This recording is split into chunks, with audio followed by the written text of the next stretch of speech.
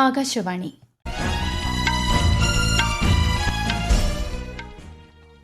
നമസ്കാരം. വാർത്തകൾ വായിക്കുന്നത് കൃഷ്ണ.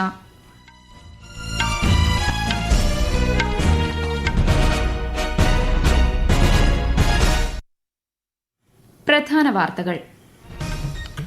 മൂന്നാം ഘട്ട ലോക്സഭാ തിരഞ്ഞെടുപ്പിനുള്ള പ്രചാരണം രാജ്യത്ത് ഊർജിതമായി പുരോഗമിക്കുന്നു. മണ്ഡലങ്ങളിൽ പര്യടനം തുടർന്ന് ദേശീയ നേതാക്കൾ. തെലങ്കാനയിലെ 100ഓളം നിയോജക മണ്ഡലം പരിധിയിൽ വോട്ടെടുപ്പ് സമയം 1 മണിക്കൂർ ദീർഘിപ്പിക്കാൻ തിരഞ്ഞെടുപ്പ് കമ്മീഷൻ തീരുമാനം. ഡ്രൈവിംഗ് ലൈസൻസ് പരീക്ഷാ പരിഷ്കരണത്തിനെതിരെ സംസ്ഥാനത്ത് വ്യാപക പ്രതിഷേധം. 2025 പത്മ പുരസ്കാരങ്ങൾക്കുള്ള നാമനിർദ്ദേശങ്ങൾ ക്ഷണിച്ച് ആഭ്യന്തര മന്ത്രാലയം. IPL ക്രിക്കറ്റിൽ ഇന്ന് സൺറൈസേഴ്സ് ഹൈദരാബാദ് രാജസ്ഥാൻ റോയൽസിനെ നേരിടും. പലസ്തീൻ ഇസ്രയേൽ വിഷയത്തിൽ ദ്വിരാഷ്ട്ര പരിഹാരമെന്ന നിലപാട് ഐക്യരാഷ്ട്രസഭയിൽ വ്യക്തമാക്കി ഇന്ത്യ. വാർത്തകൾ വിശദമായി. മൂന്നാം ഘട്ട ലോക്സഭാ തിരഞ്ഞെടുപ്പിനായുള്ള പ്രചാരണം രാജ്യത്ത് ഊർജിതമായി പുരോഗമിക്കുന്നു. 10 സംസ്ഥാനങ്ങളിലെയും ഒരു കേന്ദ്രഭരണ പ്രദേശത്തെയും 93 സീറ്റുകളിൽ ഈ മാസം 7-നാണ് വോട്ടെടുപ്പ്. വിശദാംശങ്ങളിലേക്ക്.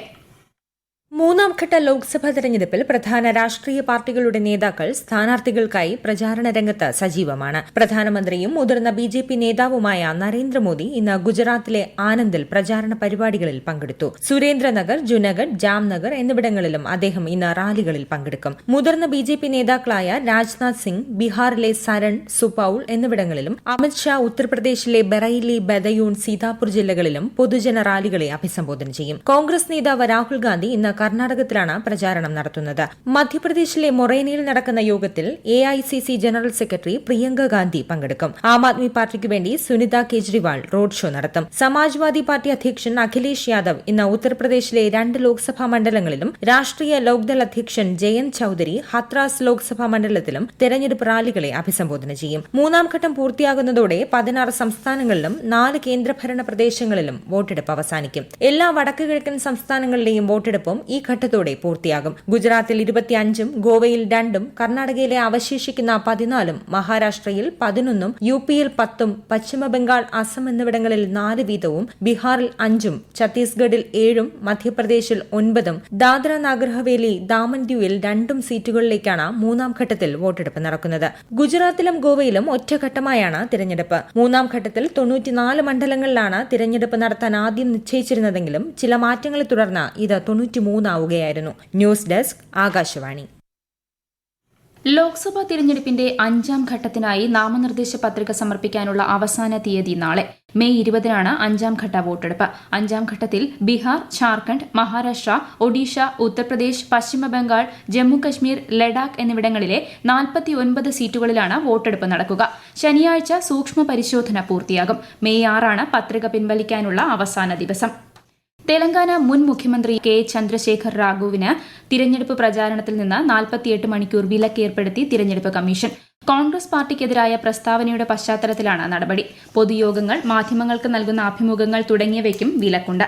മറ്റു പാർട്ടികൾക്കും നേതാക്കൾക്കുമെതിരെ തെറ്റായ പ്രസ്താവനകൾ നടത്തുന്നത് ഒഴിവാക്കണമെന്ന് തിരഞ്ഞെടുപ്പ് കമ്മീഷൻ രാഷ്ട്രീയ പാർട്ടികൾക്ക് കർശന നിർദ്ദേശവും നൽകിയിട്ടുണ്ട്. രാജസ്ഥാനിലെ അജ്മീർ ലോക്സഭാ മണ്ഡലത്തിലെ ഒരു പോളിംഗ് ബൂത്തിൽ ഇന്ന് റീപോളിംഗ്. ഏപ്രിൽ 26-നാണ് അജ്മീർ ലോക്സഭാ മണ്ഡലത്തിൽ വോട്ടെടുപ്പ് നടന്നത്. 750ഓളം വോട്ടർമാരാണ് ഈ ബൂത്തിലുള്ളത്.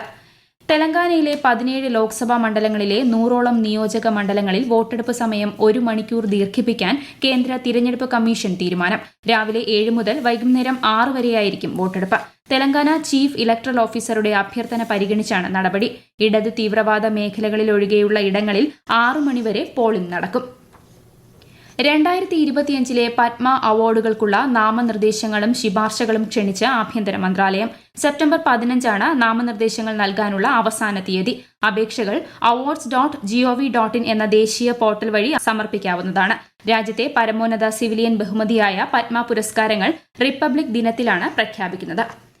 ഈ വാർത്തകൾ ആകാശവാണിയിൽ നിന്ന്. ആകാശവാണി വാർത്തകളും വാർത്താധിഷ്ഠിത പരിപാടികളും all India radio news Thiruvananthapuram എന്ന യൂട്യൂബ് ചാനലിൽ ലഭ്യമാണ്. കൂടുതൽ വാർത്തകൾക്കായി @AllIndia Radio News തിരുവനന്തപുരം എന്ന ഫേസ്ബുക്ക് പേജും @AER_News_TVM എന്ന X ഹാൻഡിലും സന്ദർശിക്കാം. മദ്യനയ അഴിമതിയുമായി ബന്ധപ്പെട്ട സിബിഐ ഇഡി കേസുകളിൽ ജാമ്യം തേടി ഡൽഹി മുൻ ഉപമുഖ്യമന്ത്രി മനീഷ് സിസോദിയ ഹൈക്കോടതിയെ സമീപിച്ചു. ഹർജിയിൽ കോടതി നാളെ വാദം കേൾക്കും. ജാമ്യാപേക്ഷ തള്ളിയ വിചാരണ കോടതി വിധിയെ ചോദ്യം ചെയ്തുകൊണ്ടാണ് മനീഷ് സിസോദിയ ഡൽഹി ഹൈക്കോടതിയെ സമീപിച്ചത്. സംസ്ഥാനത്ത് ഡ്രൈവിംഗ് ലൈസൻസ് പരീക്ഷാ പരിഷ്കരണത്തിനെതിരെ പ്രതിഷേധം ശക്തമാക്കി ഡ്രൈവിംഗ് സ്കൂളുകളുടെ സംയുക്ത സമരസമിതി. പരിഷ്കരണം ഇന്ന് ആരംഭിക്കാനിരിക്കെയാണ് ടെസ്റ്റ് ഗ്രൌണ്ടുകളിൽ ശക്തമായ പ്രതിഷേധമുണ്ടായത്.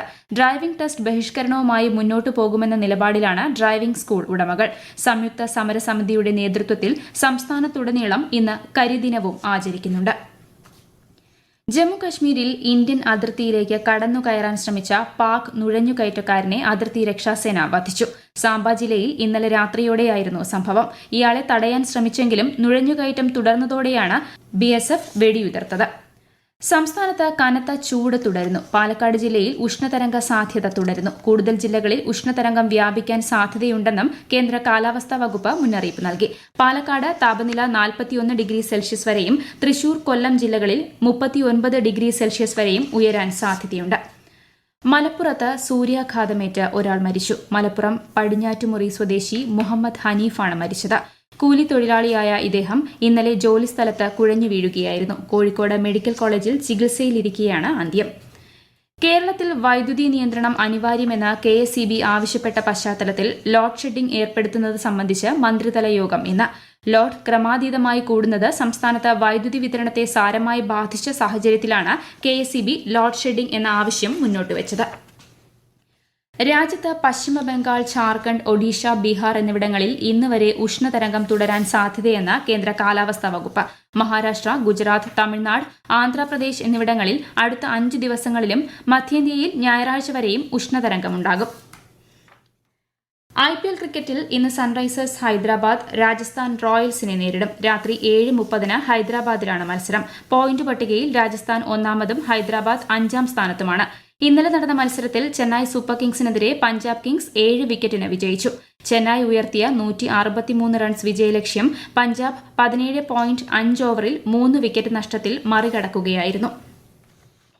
ഇന്ത്യൻ ചെസ് പ്രതിഭ വൈശാലി രമേശ് ബാബുവിന് ഗ്രാൻഡ് മാസ്റ്റർ പദവി നൽകി അന്താരാഷ്ട്ര ചെസ് ഫെഡറേഷൻ. ഈ നേട്ടം സ്വന്തമാക്കുന്ന 3ാമത്തെ ഇന്ത്യൻ വനിതാ താരമാണ് വൈശാലി. കൊനേരു ഹംപി, ഹരിക ദ്രോണവല്ലി എന്നിവരാണ് ഇതിനു മുൻപ് ഇന്ത്യൻ വനിതാ ഗ്രാൻഡ് മാസ്റ്റർ പദവി സ്വന്തമാക്കിയത്. ഗ്രാൻഡ് മാസ്റ്റർ പ്രജ്ഞാനന്ദയുടെ സഹോദരിയാണ് വൈശാലി. പലസ്തീൻ ഇസ്രയേൽ വിഷയത്തിൽ ദ്വിരാഷ്ട്ര പരിഹാരമെന്ന നിലപാടാണ് ഇന്ത്യയ്ക്കുള്ളതെന്ന് ഐക്യരാഷ്ട്രസഭയിലെ ഇന്ത്യയുടെ സ്ഥിരം പ്രതിനിധി രുചിര കാംബോജ്. പലസ്തീനിയൻ ജനതയ്ക്ക് സ്വതന്ത്രവും സുരക്ഷിതവുമായ രാജ്യത്ത് ജീവിതം സാധ്യമാകണമെന്ന നിലപാടിനെ ഇന്ത്യ പിന്തുണയ്ക്കുന്നതായും അവർ വ്യക്തമാക്കി. കഴിഞ്ഞ ഒക്ടോബറിൽ ഹമാസ് നടത്തിയ ഇസ്രയേൽ ആക്രമണത്തെ അപലപിച്ച അവർ ഗസയിൽ ബന്ദികളാക്കി വച്ചിരിക്കുന്ന ഇസ്രയേൽ പൌരന്മാരെ വിട്ടയക്കണമെന്നും ആവശ്യപ്പെട്ടു. പലസ്തീനുള്ള മാനുഷിക സഹായം ഇന്ത്യ തുടരുമെന്നും രുചിര കാംബോജ് അറിയിച്ചു.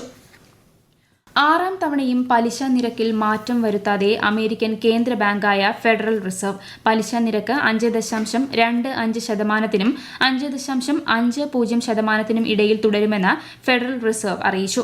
പണപ്പെരുപ്പം ലക്ഷ്യമിടുന്ന നിരക്കായ 2%-ലേക്ക് എത്തിയിട്ടില്ല എന്ന് ചൂണ്ടിക്കാട്ടിയാണ് തീരുമാനം. പ്രധാന വാർത്തകൾ വീണ്ടും. 3ാം ഘട്ട ലോക്സഭാ തിരഞ്ഞെടുപ്പിനുള്ള പ്രചാരണം രാജ്യത്ത് ഊർജിതമായി പുരോഗമിക്കുന്നു. മണ്ഡലങ്ങളിൽ പര്യടനം തുടർന്ന ദേശീയ നേതാക്കൾ. തെലങ്കാനയിലെ 100ഓളം നിയോജക മണ്ഡല പരിധിയിൽ വോട്ടെടുപ്പ് സമയം 1 മണിക്കൂർ ദീർഘിപ്പിക്കാൻ തിരഞ്ഞെടുപ്പ് കമ്മീഷൻ തീരുമാനം. ഡ്രൈവിംഗ് ലൈസൻസ് പരീക്ഷാ പരിഷ്കരണത്തിനെതിരെ സംസ്ഥാനത്ത് വ്യാപക പ്രതിഷേധം. 2025 പത്മ പുരസ്കാരങ്ങൾക്കുള്ള നാമനിർദ്ദേശങ്ങൾ ക്ഷണിച്ച് ആഭ്യന്തര മന്ത്രാലയം. IPL ക്രിക്കറ്റിൽ ഇന്ന് സൺറൈസേഴ്സ് ഹൈദരാബാദ് രാജസ്ഥാൻ റോയൽസിനെ നേരിടും. പലസ്തീൻ ഇസ്രയേൽ വിഷയത്തിൽ ദ്വിരാഷ്ട്ര പരിഹാരമെന്ന നിലപാട് ഐക്യരാഷ്ട്രസഭയിൽ വ്യക്തമാക്കി ഇന്ത്യ.